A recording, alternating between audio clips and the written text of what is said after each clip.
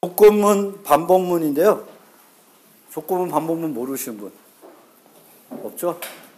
다 알 거예요. 그렇죠? 조건문하고 반복문은 C를 배우신 분만 하더라도 여기는 C부까지 다 배웠으니까 1년 반 동안 다 써봤던 걸 거예요. 그래서 조금은 빠르게 진행을 하고요. 조건문, 반복문과 관련해서 좀 기존에 여러분들이 배웠던 C나 C에서 배웠던 거하고 조금 다른 점들 위주로 좀 설명을 드리겠습니다. 그리고 그 조건문하고 반복문 사용할 때 조금 주의해야 될 그런 사항들도 같이 설명을 드릴게요. 자, 개요 부분 컴퓨터 닫아주시고요. 네. 프로그램, 우리가 작성된 프로그램은 어떤 언어든지 마찬가지로 기본적인 실행하는 흐름은 순차적 실행이죠. 그러니까 함수에 우리가 프로그램 문장들을 쭉 썼으면 이게 실행되는 순서는 한 문장씩 한 문장씩 순서대로 실행하는 것이 기본인 거죠. 근데 이런 순차적인 실행만 가지고는 프로그램을 좀 구조화돼서 짜기는 되게 어렵겠죠. 그래서 이런 기본적인 순차적인 실행 말고 다양하게 다른 방법으로 순차적인 실행이 아닌 다른 방법으로 실행할 수 있게끔 이제 프로그램에 그런 요소들이 도입이 된 거죠. 근데 그 전에 그런 것들을 그런 순차적인 실행의 문제들 때문에 처음에 많이 썼던 문이 있어요. 그게 뭐냐면 고투 문입니다. 예전에 뭐 베이직이나 어렸을 때 프로그램 좀 해봤으면 고투 문을 많이 써봤을 텐데 고투는 갈 수 있는 데가 너무 제한이 없기 때문에 고투 문을 쓰다 보면은 프로그램을 읽고 디버깅하기가 너무 어려워지죠. 그래서 이제는 요즘 나오는 언어들은 이제 고투 문은 다 없앴습니다. 자바에도 고투 문은 없어요. 없는데 고투 문 말고 구조화된 형태대로 실행 순서를 순차적인 실행 다른 방법으로 실행할 수 있게 해주는 요소들이 들어와 있죠. 그 중에 대표적인 게 이제 오늘 배우는 조건문하고 반복문이 되겠습니다. 그래서 조건문은 어떤 문장들을 조건에 따라서는 실행할 수 있고 실행을 안 할 수도 있는 거죠. 반복문은 일련의 문장들을 한 번만 실행하는 것이 아니라 어떤 조건에 따라서 여러 번 실행할 수 있게 해주는 거고요. 그것 말고 또 순차적인 실행을 바꿀 수 있는 요소가 또 뭐가 있죠? 순차적인 실행을 바꿀 수 있는 거. 조건문, 반복문 말고 가장 대표적인 게 함수 호출이 있죠. 함수 호출은 쭉 실행하다가 어디 갔다가 다시 오는 거예요. 또 그것 말고도 break, continue, return. return은 함수 호출과 묶여져 있는 거니까 조금 배제하더라도 break, continue를 쓰면 좀 go to 같은 형태로 좀 띄죠. 특정한 위치로 이동을 하게 됩니다. 그래서 이런 요소를 가지고 우리가 이동을 제어하고 있습니다. 프로그래밍에서. 자, if문과 반복문, 자바와 기존에 여러분이 배웠던 거에 가장 큰 차이점, 첫 번째 차이점은 여기에 나타나고 있는데요. 기존의 C 언어는 불리언 타입이 없었어요. 불리언 타입이 없다 보니까 불리언을 정수로 처리를 했죠. 그래서 이 조건식들이 C++는 또 C를 포함하고 있어야 되기 때문에 호환이 돼야 되기 때문에 불리언 타입이 있더라도 이 조건식들을 정수로 평가를 하고 있습니다. 그래서 이 조건식에 여기에 평가되는 결과값이 정수가 돼도 되었어요. C나 C++는. 그래서 이런 식으로 작성을 해도 문제가 없었는데 자바에서는 불리언 타입이 있기 때문에 이 조건식들이 항상 불리언으로 평가가 돼야 된다라는 거예요. 그럼 불리언으로 평가가 되려고 그러면 어떻게 하면 불리언으로 평가가 될까요? 어떻게 식을 구성하면 불리언으로 평가가 되죠? 비교 연산자, 6개의 비교 연산자를 사용하거나 또 하나는 뭐가 있을까요? 함수 호출. 그 함수 호출인데 그 결과값이 뭐가 돼야 돼요? 불리언. 즉 불리언 변수의 사용이라고 생각하시면 돼요. 그것이 어떤 함수의 결과일 수도 있는데 결국은 여기에 오는 것이 함수 호출도 있겠지만 결국은 불리한 값이 와야 된다. 그게 불리한 변수가 되든 함수 호출이 되든 아니면 비교식 또는 비교식들이 조금 결합된 논리까지 해가지고 결합된 그런 식들이 와야지만 된다. 그냥 이런 것들은 안 된다라는 거예요. 그래서 그게 이제 가장 큰 차이점이고 그 다음에 요거는 프로그램 할 때 팁인데 이런 예제가 있어요. 프랑스 국기를 그려라. 그러면 그 네모난 박스를 3등분 해가지고 3분의 1은 파란색, 3분의 1은 하얀색, 3분의 1은 빨간색으로 칠해야 되잖아요. 그러면 이걸 칠할 때 이 여기에 들어가는 조건식을 이렇게 해야 될지 이렇게 해야 될지 요거가 if문 쓸 때 약간 잘 못하시는 분도 간혹 있겠죠. 그렇죠? 또 실수하는 경우도 많고. 그러면 이런 거를 할 때 어떻게 하면 돼요? 어떤 게 맞는지, 얘가 맞는지는 어떻게 해보면 될까? 가장 좋은 방법은 뭘까요?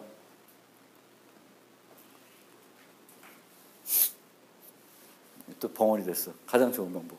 포함되는지 포함되지 않는지 수가 포함되는지 포함되지 않는지 기준을 하는데 그걸 따져볼 때 어떻게 따져보냐는 거예요.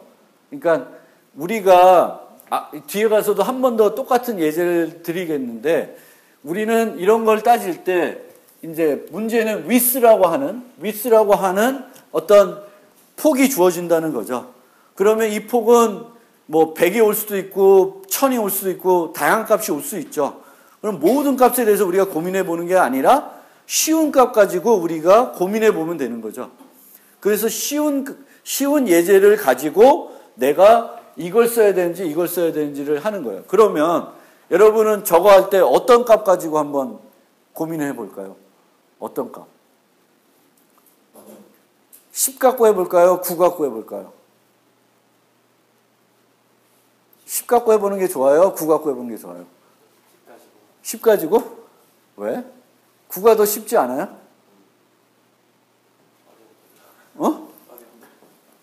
10은 예외적인 상황이잖아요. 딱 3등분이 안 되는 상황이잖아요. 근데 이 예제는 3등분이 되는 상황에서는 정확하게 3등분을 해야 되는 거죠. 그렇죠? 정확하게 3등분이 안 되는 상황에서는 어떻게 그리는지는 크게 차이는 없을 거예요. 그게 뭔가 정의되어 있지는 않으니까. 중간 거를 하나 더 그릴 수도 있고 이쪽 걸 그릴 수도 있고 뭔가 초이스하는데 만약에 정확하게 3분의 1로 나누어지는 거면 정확하게 3분의 1로 그려줘야 되죠. 그럼 그걸 따지려면 9, 3 이런 게 더 쉬운 거죠. 그래서 그 쉬운 예제를 갖고 해보는 거예요. 그럼 9 갖고 해봅시다. 9로 갖고 해보면 첫 번째로 if x가 첫 번째 조건은 3으로 나눴을 때죠. 그렇죠? 그러면 이렇게 돼요? 이렇게 돼요? 위에 거가 되죠. 왜? 이거 with 나누기 3은 얼마예요? 9일 땐 3이죠. 근데 우리가 그려야 되는 건 0부터 시작이니까 얼마 그려야 돼? 0, 1, 2일 때 그려야 되죠. 그러면 이게 아니다라는 건 알 수 있죠. 그렇게 해서 따져보는 거예요. 쉽게. 그러니까 우리가 다양한 테스트들이 들어올 수 있는데 그 테스트 중에 내 머릿속으로 또는 간단하게 연습장에다 써서 쉽게 테스트해 볼 수 있는 걸 가지고 테스트해서 그거 갖고 코딩을 하면 거의 틀리는 경우가 없어요. 그래서 그런 것들 내가 어떤 걸 할 때 어떤 예제를 갖고 어떤 테스트 셋을 갖고 그걸 검사해 볼까 이게 이제 중요한 요소다라는 겁니다. 그래서 그런 것들을 한번 생각해 보시면 좋겠고 댕글링 S 이건 다 아시죠? 그렇죠? S는 가장 가까운 if랑 연관이 됩니다. 이거의 이제 교훈은 코딩을 이쁘게 해야 된다. 그렇죠? 이렇게 들여쓰기를 잘해서 예쁘게 하시면 되는 거고요. 그 다음에 자바에도 이 선택 연산자가 있어요. C도 그렇고 C 부분도 그렇고 유일한 사망 연산자예요. 그러니까 P 연산자가 3개 오는 유일한 연산자예요. 그리고 우리가 이제 언어에 불필요한 요소들이 많이 있어요. 그러니까 제가 볼 때는. 그러니까 조건문은 if문만 있으면 다 돼. 그렇죠? if문만 있으면 프로그램 다 짤 수 있어요. 그런데도 뭘 만들어놨어요? 스위치문을 만들어놨죠. 그거는 그 C를 만드는 사람들은 어떻게 하면 좀 더 편하게 프로그램을 할까? 해줄까? 할 수 있을까라는 거 고민해서 막 이런 불필요한 요소들을 추가해 놓은 거예요. 예를 들면 플러스라든지 플러스 이퀄이라든지 이런 요소들은 실제 없어도 프로그램을 하는데 아무런 문제가 없죠. 그렇죠? 네. 마찬가지로 얘도 얘 없으면 프로그램 못 짜는 건 아니죠. 단순하게 좀 복잡한 것을 단순화 시켜준다는 거죠. 그래서 필요하시면 많이 쓰세요. 물론 이런 경우에는 이렇게 쓰면 깔끔한데 간혹 이런 것들은 생각을 좀 못 하시는 분도 있는 거예요. 이거는 많이들 이렇게 써서 프로그램 하시는데 이런 경우에는 이렇게 해도 된다라는 거를 잘 모르시는 경우도 많은 것 같아요. 그래서 다양하게 이 사망 연산자들은 다양하게 활용 가능하다. 이해되죠? 그래서 요걸 보고 얘나 아니면 얘를 출력하겠죠. 그래서 그런 거고요. 뭐 이거는 넘어가고요. 그 다음에 우리가 그 지난 노트에서 살펴봤지만 정수를 쓸 때는 뭘 주의해야 돼요? 정수 쓸 때. 범위. 즉 오버플로우를 주의해야 되는 거죠. 오버플로우가 날지 안 날지 주의해야 되는 거고 부동소수를 쓸 때는 라운드 오프 오류를 걱정해야 되는 거죠. 특히 부동소수 쓸 때 부동소수 가지고 조건식을 만드는 경우가 있어요. 근데 그 조건식을 만들 때 라운드 오프 오류를 걱정해야 됩니다. 실질적으로 보면 우리가 생각할 때 2의 제곱이잖아요. 이거 SQRT2가 2의 제곱인데 2의 제곱을 제곱시키면 2가 돼야 되고 2 빼기 2는 0이 돼야 되는데 실제 0이 안 돼요. 이게 라운드 오프 오류 때문에 발생되는 문제가 되겠죠. 그래서 부동소수 갖고 조건식을 세울 때는 더 주의를 해야 된다. 라운드 오프 오류에 대해서 더 주의를 해야 되는 거고 간혹 이런 방법을 쓰는 경우도 있습니다. 뺄 때 0이 되는지 보는 게 아니라 어떤 특정한 수보다 작으면 같은 걸로 간주하는 거죠. 그만큼의 오차는 컴퓨터에서 날 수 있으니까. 그래서 뭐 이거 많이 쓰는 건 아니지만 여러분들이 그 라운드 오프 오류를 특히 어디서 더 주의해야 되냐면 부동소수를 조건식에서 사용할 때는 좀 더 조심해야 된다라는 거예요. 여러분들이 생각했던 거하고 실제 프로그램 했을 때 하는 거는 달라질 수가 있으니까 여러분들이 기대했던 값하고는 다른 값이 될 수 있습니다. 그 다음에 그 참조 변수를 비교하는. 그래서 원시 타입 말고 우리는 자바에는 원시 타입 8개랑 참조 타입이 있는데 원시 타입의 비교는 이제 뭐 정수의 비교가 뭔지는 다 아시는 거죠. 그렇죠? 근데 참조 타입도 연산자 갖고 비교는 할 수 있는데 6개의 연산자 중에 요거랑 not equal 두 가지만 갖고 할 수가 있어요. 이 크다 작다는 안 돼요. C에서는 되나? 포인터 크다 작다로 비교할 수 있나? 기억이 안 나네. 근데 어쨌든 자바에서는 이제 이 참조 타입은 not equal 또는 equal로 비교할 수 있어요. 그리고 이 비교는 뭐예요? 제가 늘 참조 타입은 리모컨을 비교하니까 두 개의 리모컨이 같은 애를 가리키는지 같은 애를 조정하는 건지를 비교해 보는 거예요. 또는 이제 이거를 C점 포인터로 얘기하면 두 개의 참조 변수가 같은 주소를 가지고 있는지를 보는 거예요. 근데 이렇게 비교하는 건 많이 하는 방법 아니에요. 우리 프로그램 할 때 이렇게 할 일은 많지는 않아요.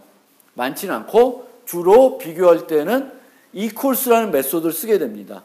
두 객체가 서로 다른 거라도 내부 상태가 같은지를 보게 되는 거죠.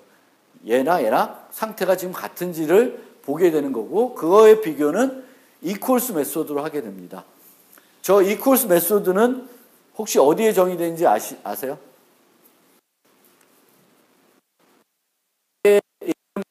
모든 클래스는 그리고 앞으로 만들 모든 클래스는 equals 메소드를 가지고 있습니다.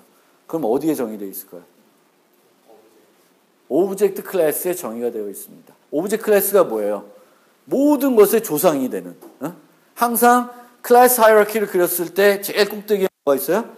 오브젝트가 있어요. 그러니까 오브젝트에 정의된 메소드는 다 물려받는 거예요. 그리고 오브젝트에는 이퀄스 메소드가 정의되어 있습니다. 그런데 오브젝트에 정의되어 있는 메소드들은 그 밑에 있는 클래스한테는 의미가 있을까요? 제대로 동작할까요? 안 할까요? 제대로 동작할 수가 없죠. 뭐 학생이란 클래스가 있으면 학생을 비교하려면 학생의 이름, 뭐 학번, 뭐 이런 거 다 비교해서 같은지 봐야 되는 거죠. 모든 멤버들이 똑같은 상태가 있는지를 비교해 보는 거예요. 근데 이퀄스는 오브젝트는 뭐가 올지 모르기 때문에 그런 건 안 해놨어요. 그냥 이름만 만들어 놓은 거예요. 그래서 우리는 앞으로 클래스를 만들면 이퀄스 메소드를 제공해서 우리가 만든 클래스에 맞게끔 정의하게 됩니다. 근데 그건 이제 좀 더 가서 이제 설명을 드릴 겁니다. 오브젝트 클래스를 설명할 때 설명 드릴 거예요. 그래서 그렇고요. 그래서 어쨌든 참조 타입의 비교는 리모컨이 같은 애를 가리키는지 아닌지를 보는 거다. 그렇게 이해해 주시면 좋겠고, 일반적으로는 그런 비교는 안 한다. 그런 대신에 많이 하는 건 이퀄스 메소드를 사용한 비교다. 저거는 객체가 다르더라도 내부 상태가 같은지를 검사하는 겁니다. 그리고 참조 타입은 또 널과도 비교할 수 있고요. 이 널과 비교할 수 있는데 널과 비교하는 거는 가급적이면 여러분들이 안 하게끔 프로그램 짜주시면 좋다 그랬죠. 그 에러 얘기할 때, 예외 설명드릴 때 마지막 팁으로 널 비교를 가급적이면 안 하게끔 프로그램 짜면 된다. 그럼 어떻게 해? 저걸 안 하려면 더미 객체를 만들어서 반환해 준다든지, 아니면 그 복합 타입이면 크기가 0인, 뭐 크기가 0인 문자를, 빈 문자를 준다든지 등등을 해서 주게 되면 널 검사를 안 하고 그냥 원래 코드대로 실행하게 되면 아무것도 안 하게 되는 그런 형태로 코딩을 할 수가 있습니다. 이 예제도 보면 라이브러리에 있는 건데도 이 경우에는 여러분들이 그 확인 버튼 아니라 취소 버튼을 누르면 널 값을 주게 됩니다. 그래서 확인 버튼을 눌렀는지 취소 버튼인지 구분하기 위해서 이제 반환 값을 가지고 알려주는 거죠. 이런 것들이 별로 좋은 방법은 아니다. 라고 이렇게 이해해 주시면 되겠습니다. 그 다음에 이것도 1학년 제가 C 강의할 때도 같이 쓰는 노트인데, 얘랑 얘 같은 거죠. 결과는. 이렇게 하나 이렇게 하나 차이 있어요? 결과는 같죠. 근데 얘하고 얘의 차이가 뭐야?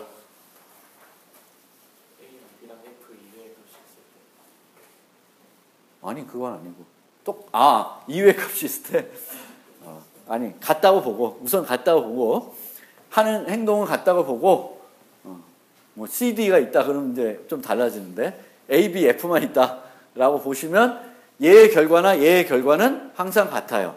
근데 얘는 항상 몇 번 비교가 이루어져요? 얘는 무조건 3번이에요.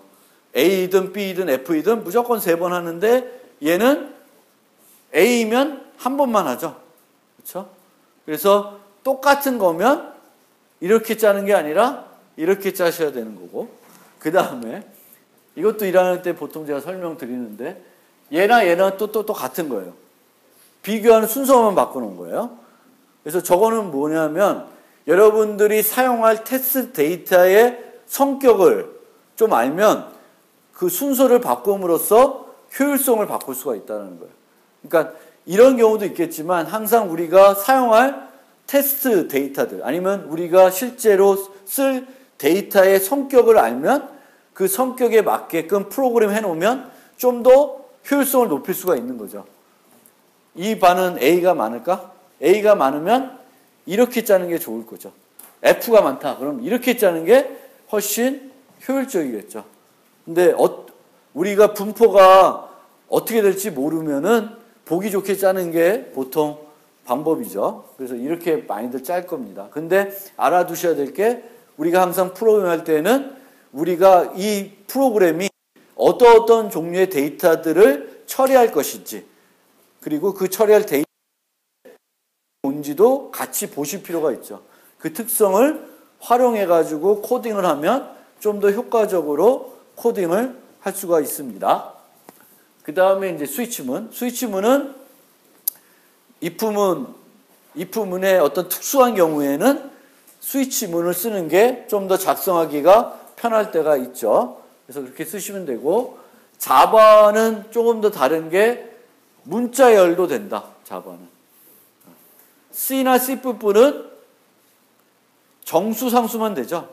문자 상수도 결국은 정수라고 보면 되니까. 근데 자바는 문자열도 됩니다. 그리고 열거형도 돼요. 열거형도. C에서는 열거형이 정수죠. 근데 자바에서는 열거형이 정수가 아닙니다. 그럼에도 불구하고 스위치문에서 사용할 수가 있습니다. 그리고 스위치문을 쓸 때 가장 좋을 때가 이럴 때예요. 이런 경우. 즉 fall through라고 하는 특성을 활용해야 될 경우가 있을 때에는 활용하는 경우가 많을 때에는 스위치문을 써주면 훨씬 더 간편하게 짤 수가 있어요. 이걸 if문으로 짜라. 똑같이 짜라 그러면 if months가 4 또는 months가 6 또는 months가 9 또는 뭐 이렇게 써야 되는데 그거를 좀 더 쉽게 쓰면 이렇게 쓰면 되죠. 그래서 스위치문은 케이스절이 만족이 되면 여기 거가 실행이 되고 브레이크가 없으면 그 다음 케이스절이 자동적으로 실행이 되는 거죠. 그 특성을 활용하는 프로그램 할 때는 스위치문을 쓰면 매우 간편하게 if문을 썼을 때보다는 매우 간편하게 짤 수가 있고요. 이런 경우 짤 때도 잘 짜는 사람은 이렇게 짤 수 있고 똑같은 걸 짜라 그래도 이렇게 안 짤 수도 있죠. 어떤 사람은 이걸 짜라 그럴 때 디폴트 케이스를 2로 쓰는 사람이 있을 거예요. 그러면 여기다가 케이스 쭉 쓰고 케이스 1, 3 딱 쓰고 디폴트. 그렇게 쓰는 사람도 있겠죠. 같은 거죠. 근데 이제 뭐가 어떻게 해야 되는 게 적은 것들을 써주는 거죠. 적은 것들을. 디폴트가 지금 가장 많은 거죠. 그렇죠? 31일. 그러니까 요거는 여러분들이 이것도 그냥 아무렇게나 이렇게 해서 쓴 게 아니라 어떤 기준을 갖고 제가 쓴 거죠. 케이스절을. 그러니까 요 기준도 좀 잘 봐주시면 좋겠고요. 그리고 또 if문, 조건문 쓸 때 그 팁인데 항상 내가 해야 될 것들에 대한 모든 경우에 대해서 다 고민해보고 그 다음에 프로그램을 짜보시라는 거예요. 하나만 생각하고 짜지 말고 두 가지를 다 고민해 본 다음에 제가 참일 때는 뭐지? 거짓일 땐 뭐지? 거짓일 땐 뭐 해야 되지? 참일 땐 뭐 해야 되지를 생각해 보고 작성을 하라는 거고요. 특히 이제 이런 경우 이제 좀 조건이 복잡해졌어요. 그래서 C1과 C2가 둘 다 만족했을 때에는 이렇게 하고 싶어요. 이렇게. 그런데 이런 경우에는 경우의 수를 생각해 보면 총 4가지가 있겠죠. C1과 C2가 둘 다 false인 경우, 하는 쪽만 true인 경우가 있겠죠.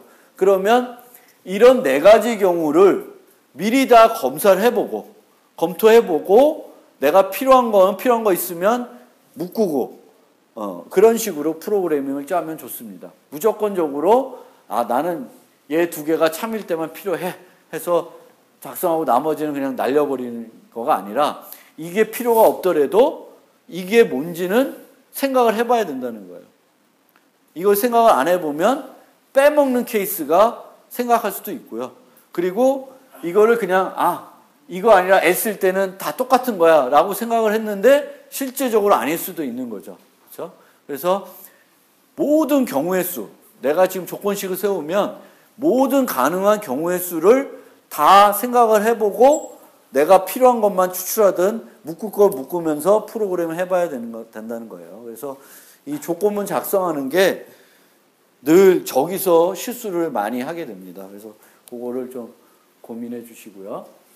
그 다음에 불연값 이제 조건식에서 많이 쓸 텐데 이제 보통 아까도 얘기했지만 이제 함수를 호출해 가지고 조건식에서 따져 볼 텐데 이렇게 불연값을 반환하는 메소드를 만들 때에는 is, has 뭐 이런 것들을 앞에다가 많이 붙입니다. 그리고 불리언 변수를 활용할 때도 지난 시간에 얘기했듯이 이런 식으로 하는 게 아니라 if married 아니면 if not married 이런 식으로 가야지. 이렇게 하게 되면 두 번 하는 거예요. married가 뭔지 아닌지를 또 판단하고 그 다음에 그 판단된 것과 또 true랑 또 비교를 하게 돼요. 얘는 그냥 married가 뭔지만 판단해서 if문을 결정하는 거죠. 얘는 한 번 더 해야 되는 거예요. 뭔가를. 그래서 이렇게 짜는 건 되게 잘 못 짜시는 거고요. 그 다음에 이것도 다 아시겠죠? short circuit evaluation 또는 lazy evaluation 무슨 말인지 아시죠? 그래서 논리곱, 논리합 이럴 때는 두 개가 올 테죠. 뭐뭐 and 뭐뭐. 뭐뭐 또는 뭐뭐인데 이럴 경우에는 항상 왼쪽에 있는 걸 먼저 평가를 해보고 그 평가의 결과에 따라서 전체 평가가 미리 결정이 되면 뒤에 거 해요 안 해요? 뒤에 걸 안 하는 거죠. 그래서 그렇게 이루어지게 되겠고요. 자바에서 조금 기존에 여러분들이 배웠던 C와 C++ 다른 점은 요 하나짜리는 보통 그 BT 연산할 때 많이 쓰는데 요때도 써도 문제는 없어요. 문제는 없는데 얘는 short circuit evaluation을 하지 않게끔 되어 있어요. 왜 그런지는 잘 모르겠고 어쨌든 그렇습니다. 그래서 그렇고요.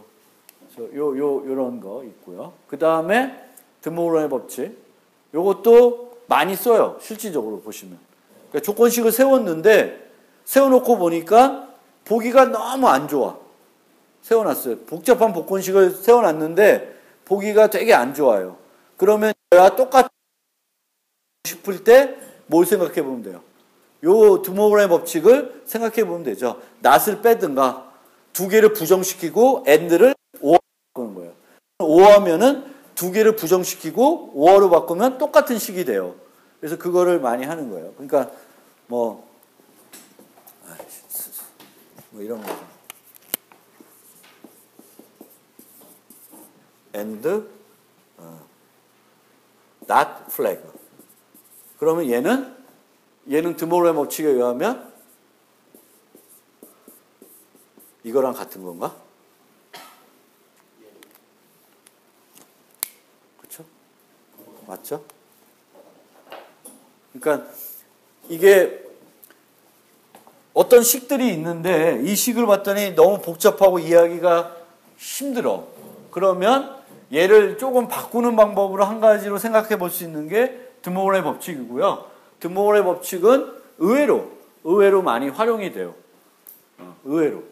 여러분들이 식 세울 때 처음에 내 머릿속에 있는 식으로 코딩해 봤더니 길거나 아주 복잡하게 써져요. 그럼 얘를 좀 더 깔끔하게 쓰는 방법이 없을까 하면 이제 드모론의 법칙을 적용해 보면 좀 더 이해가 돼요. 그래서 내 머릿속에 있는 생각은 이거였죠. A가 0보다 크거나 플래그가 false일 때 해야 된다라고 생각했는데 그거는 거꾸로 이렇게 맞아? 어? 전체에다 not을 붙여야 되나? 아씨, 그쵸? not. 어쩐지 이상한 거. 어쨌든 얘를 의외로 많이 쓰죠. 그쵸? not을 붙여야 되죠. 이상했었어요.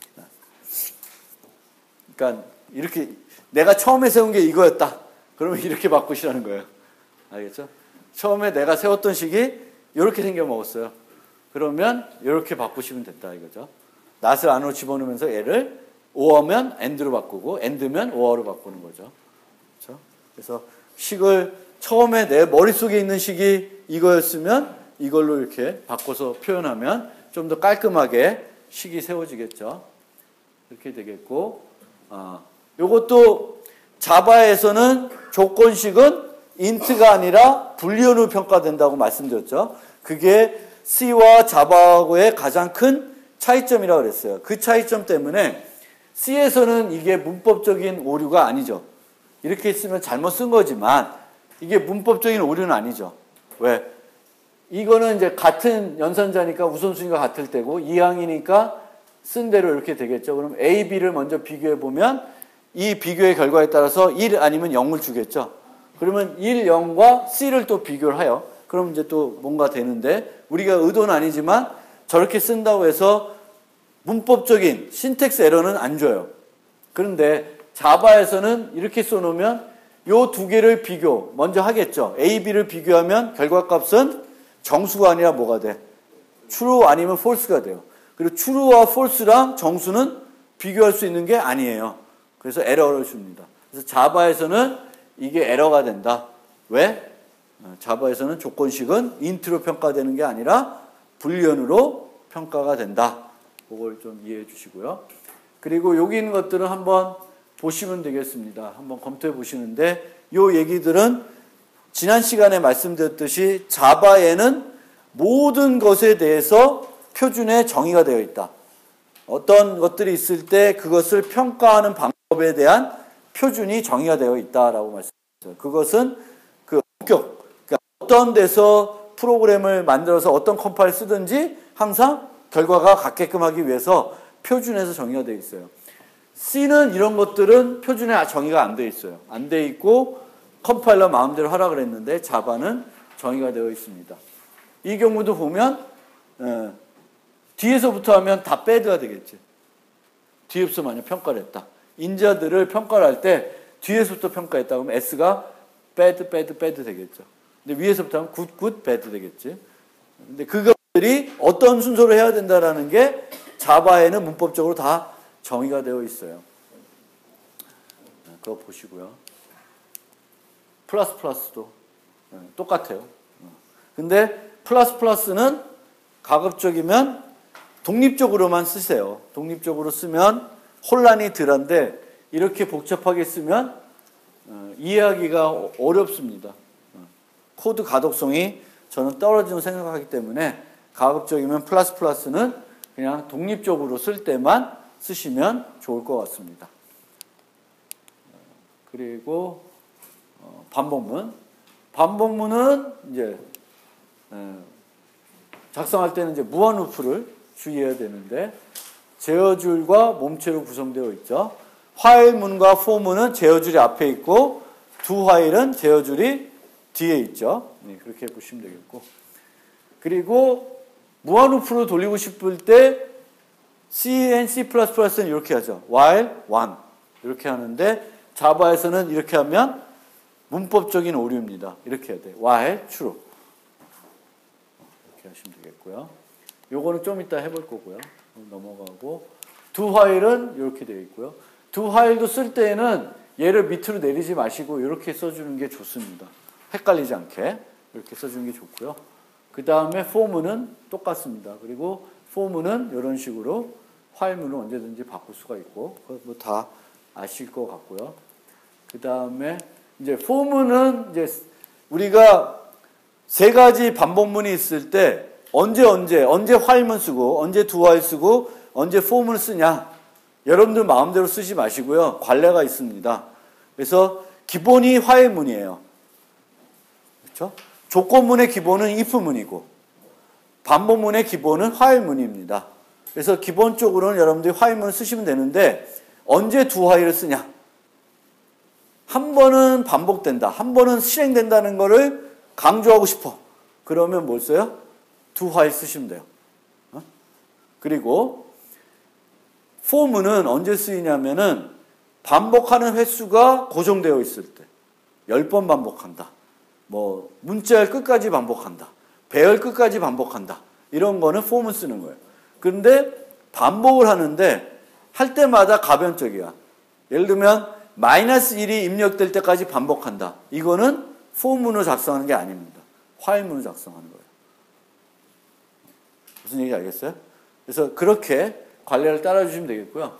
for문은 작성을 할 때 우리가 색인 변수를 많이 쓰겠죠. 이 색인 변수는 반복하는 횟수를 제어하는 거고요. 이렇게 이제 for문을 쓰게 되면 int를 이 색인 변수를 이 for문의 제어줄에서 선언하고 있어요.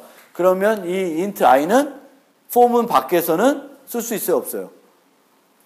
쓸 수 없습니다. 근데 간혹 우리가 작성하다 보면 저 색인 변수가 for문이 끝나고도 필요할 때가 있습니다. 그럴 경우에는 이제 이렇게 쓰시면 안 되는 거죠. 그래서 그거 고민해 보시면 되겠고. 넘어가서 break, continue. break는 이제 스위치문에서 쓰이는데 의미는 똑같습니다. 스위치문에서의 브레이크나 반복문에서 브레이크나 뭘 하는 거예요? 해당 문을 종료시키는 거죠. 브레이크는 스위치문을 종료시키거나 반복문을 종료시키는 겁니다.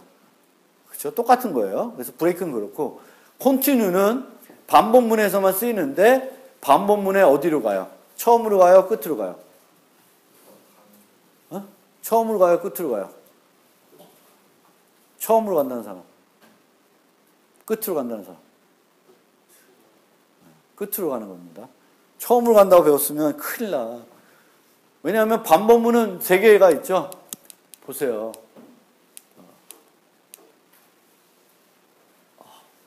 얘는 끝으로 가. 끝으로 가면 뭐가 있어? 아무것도 없죠.